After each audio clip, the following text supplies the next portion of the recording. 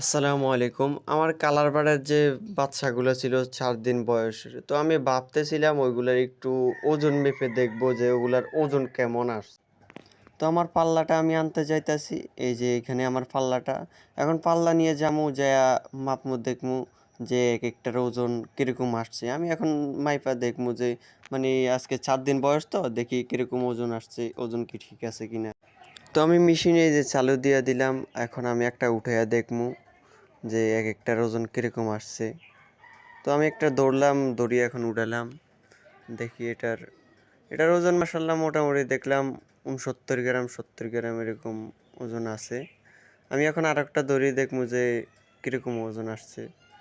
তো আমি একটা কালা উঠাইয়া দেখলাম যে এইটা মোটামুটি ৭০-৭১ গ্রাম আছে। এখন দেখলাম যে না মোটামুটি আছে আলহামদুলিল্লাহ ৪ দিন বয়স হিসাবে আছে আলহামদুলিল্লাহ মোটামুটি ভালোই ওজন এসেছে।